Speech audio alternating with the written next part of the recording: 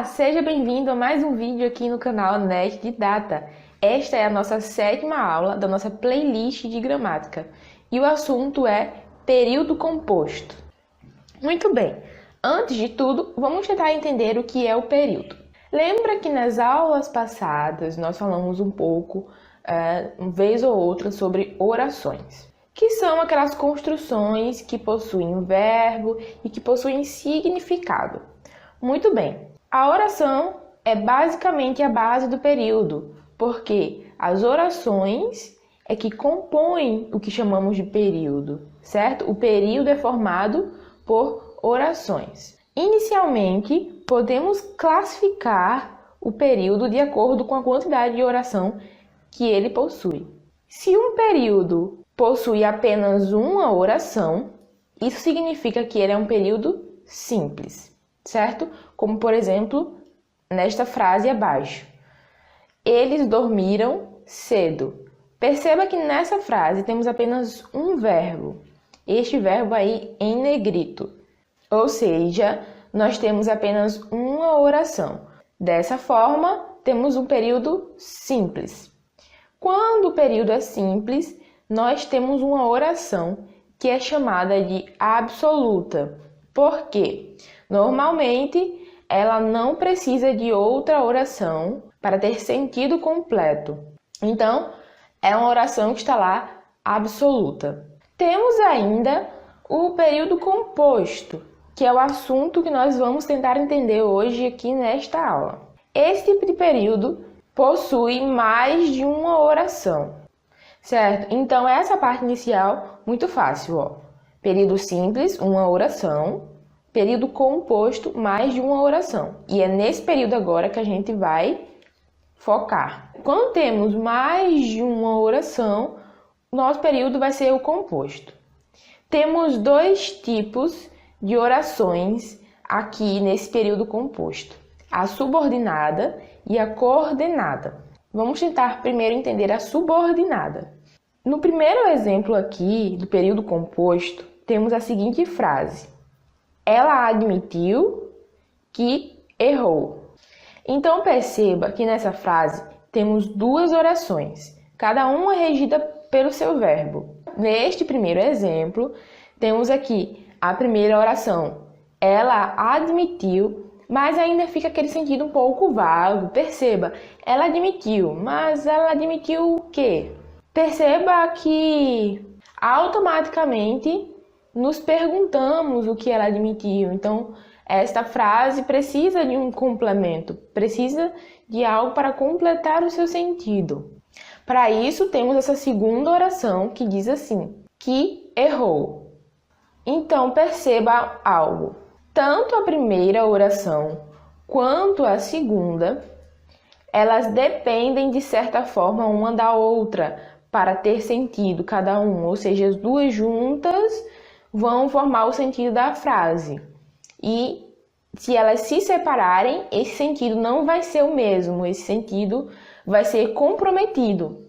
Então, essa relação de dependência que essas orações estão aqui estabelecendo nessa frase faz com que elas sejam subordinadas, ou seja, elas estão dependentes uma da outra. Em subordinação, você pode pensar, por exemplo, na relação de autoridade entre duas pessoas. Vamos dizer, um rei e o seu súdito. O seu súdito vai estar subordinado ao rei. Por quê? Porque além de depender desse rei, ele vai estar sob a autoridade e sob a disposição deste rei. Dessa forma, esse súdito vai estar sob a autoridade do rei. É isso que acontece também nas orações subordinadas. Para entender o segundo tipo de oração presente no período composto, vamos ao nosso segundo exemplo, que diz: ela admitiu que errou e se desculpou. Perceba que eu apenas peguei a primeira frase lá do nosso exemplo, repeti e acrescentei algo. Continuamos aqui com essas duas orações do começo que eu acabei de falar, que são subordinadas, e eu acrescentei outra oração, mas essa oração não é mais subordinada, ela é coordenada. Por quê? Diferente da segunda oração dessa frase, que errou, a terceira oração, e se desculpou, não é exatamente necessária aqui nesta frase. Ela está acrescentando informação, mas ela não é de fundamental importância. O sentido da frase não depende dela. Então, como não há, com essa última oração, uma relação de dependência, nem uma relação de subordinação, isso significa que essa frase vai ser coordenada. Por quê? De certa forma, ela está se relacionando com as outras orações da frase. Claro, ela está completando seu sentido. Só que essa relação é de coordenação, ela está lá como se estivesse apoiando a frase, mas não está aqui desempenhando o papel de dependência com as outras, ou as outras dependendo dela. Então, por isso que ela é uma oração coordenada, certo? Lembre, subordinada há dependência e coordenada não há dependência.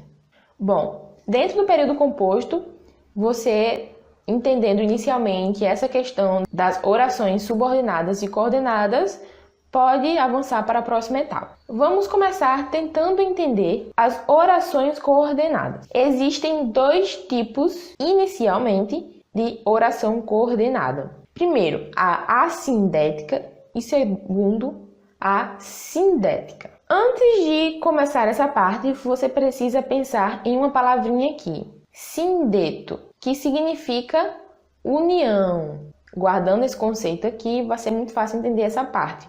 Gramaticalmente, temos algumas palavras que servem de união dentro da frase, que é justamente a conjunção. Então, sindeto, união.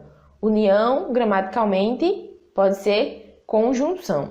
Sendo as orações assindéticas, esse A aqui indica a falta do sindeto, então assindética sem sindeto, ou seja, sem união, gramaticalmente dizemos sem conjunção, não tem conjunção. Por exemplo, aqui, ela saiu, vírgula, trancou a porta, vírgula, nunca mais voltou.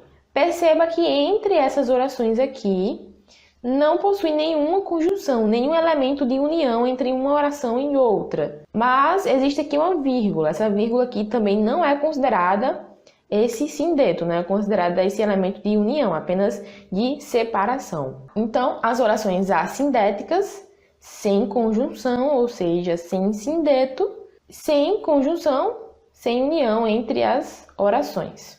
Já a oração coordenada sindética é aquela que possui o sindeto, ou seja, tem a união aqui, que é a nossa conjunção. Vamos aqui ao exemplo. Ela saiu, primeira oração, e trancou a porta, segunda oração. Perceba que entre a primeira e a segunda oração temos aqui o nosso sindeto, o nosso elemento de união, que no nosso caso é a conjunção e. Vamos agora a mais uma subdivisãozinha aqui. As orações assindéticas não se subdividem assim, mas as sindéticas se subdividem. Isso significa que das sindéticas vão sair outras ramificações lá de tipos de orações. Vamos lá. Não se assuste com a quantidade de palavras e de termos e de classificações. Se você prestar atenção na palavra, você vai conseguir pensar e deduzir do que se trata. Você não precisa se preocupar em decorar exaustivamente todas essas coisas. Se você entender o significado da palavra, você vai conseguir aplicar isso, tá? Como, por exemplo, aqui, adversativas. O que é uma oração coordenada sindética adversativa? Sindética, lá, lembra, com sindeto, com conjunção. E adversativa, de algo que está nos passando a ideia de contradição, de contrariedade, né? Quando temos uma ideia adversativa, sabe? Uma ideia contrária que já existe. E para isso, existem alguns tipos de conjunção que vão nos indicar essa contrariedade nessas orações. E é justamente a presença dessas expressões, dessas conjunções, passando essa ideia de contrariedade que vai te indicar que é uma adversativa. Normalmente essas conjunções vão aparecer como entretanto, porém, no entanto, todavia, mas, sabe? Quando alguém diz gostaria de fazer algo, mas não posso, significa que a pessoa gostaria de fazer aquilo, mas existe uma contrariedade nesse fato, ela não pode, tá? Vamos aqui ao nosso exemplo. Ela saiu, primeira oração, mas prometeu voltar, segunda oração. Temos aqui, dividindo, no caso, unindo essas duas orações, a conjunção mas, que nos indica justamente essa contrariedade, né? Entre o fato da pessoa ter saído, mas, apesar disso, prometeu voltar. Então, percebe como é fácil você associar as conjunções que vão representar contrariedade, que vão ser adversativas. Já as aditivas também, se você conseguir pensar neste nome e associar o significado, vai ser muito fácil. A aditiva te lembra o quê? Adição. Então, sempre que houver uma conjunção que está introduzindo uma adição de informação ou de qualquer outra coisa na frase, você vai conseguir pensar rapidamente que é uma oração aditiva, sindética aditiva. Como, por exemplo, aqui, essas conjunções. Não só, mas também, mas ainda. Esse tipo de conjunção aqui vai indicar que vem algo a mais aí, além do que já estava, tá? Como, por exemplo, aqui nessa nossa frase. Ela saiu e fechou a porta. Isso significa que ela não só saiu, como também fechou a porta. Além da primeira oração, vem a segunda. Então, esse "e" aqui está passando a ideia de acréscimo. Por isso que essa é aditiva. Oração coordenada aditiva. Já as orações coordenadas alternativas são aquelas que têm a presença de ideia de alternância, que normalmente são indicadas pelas conjunções ou, ora, quer, seja. E essa também é muito fácil porque a ideia de alternância fica normalmente muito evidente nesse tipo de frase. Como, por exemplo, aqui, ó. Ora decide ir, ora decide ficar. Significa que há uma alternância desse sujeito aqui nesta frase, que fica e vai embora, fica e vai embora. Então, essa alternância aqui é indicada pela conjunção ora e ora, tá? Isso aqui é que vai indicar a alternância. Por isso, podemos classificar essa frase como coordenada alternativa.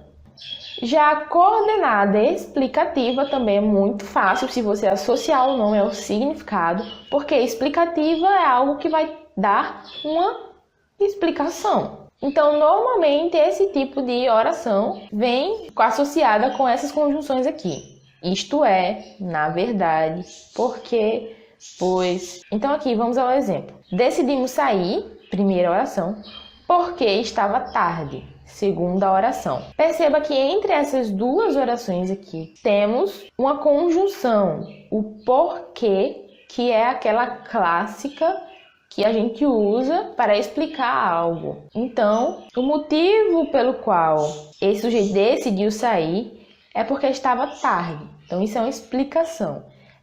Essa aqui é uma oração coordenada e explicativa. Já as orações coordenadas conclusivas são aquelas que apresentam a ideia de conclusão, de finalização. Pois bem, normalmente são indicadas por conjunções do tipo logo, portanto, por fim.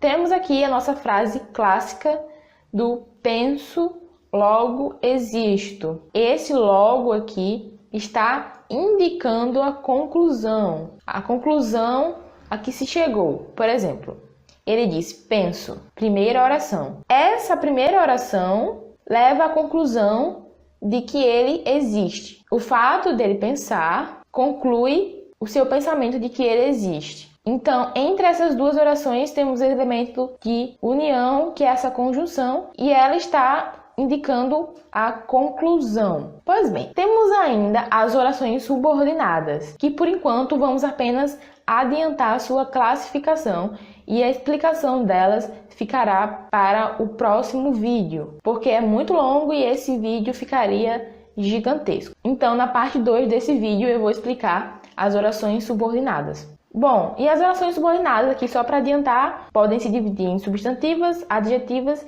e adverbiais. Bom, vamos fazer aqui uma breve revisão que nós aprendemos. Período composto, aquele que tem mais de uma oração. Temos no período composto as orações subordinadas, que podem ser substantivas, adjetivas e adverbiais, e elas são dependentes. Há uma relação de dependência nessas orações. Já nas orações coordenadas, que foi o que nós vimos aqui nesse vídeo, não há a relação de dependência, elas são independentes. E elas podem ser assindéticas, sem o sindeto, sem conjunção, e sindética, com sindeto, ou seja, com conjunção. E elas podem ser adversativas, aditivas, alternativas, explicativas e conclusivas. Antes de finalizarmos, vamos resolver essa questãozinha aqui, que diz: por definição, oração coordenada se prende à anterior por conectivo. É denominada sindética e é classificada pelo nome da conjunção que há em cabeça. Assinale a alternativa onde aparece uma coordenada sindética explicativa, conforme a definição. A casaca dele estava remendada, mas estava limpa.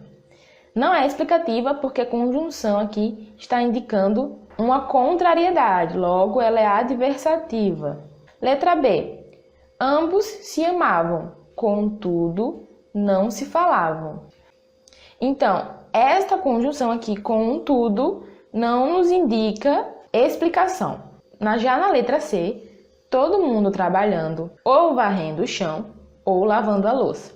Mais uma vez, não temos uma conjunção que nos indica explicação, tá? Temos o ou e o ou aqui, que nos indica alternância, tá? Já a letra D, chora, que as lágrimas lavam a dor. Temos aqui o que na verdade a gente não viu como exemplo lá nas orações anteriores, na explicação sobre os tipos de oração, mas que nos faz compreender o seguinte: chora, que as lágrimas lavam a dor. Esse que aqui pode ser substituído por um porquê. Por exemplo, chora, porque as lágrimas lavam a dor, tá?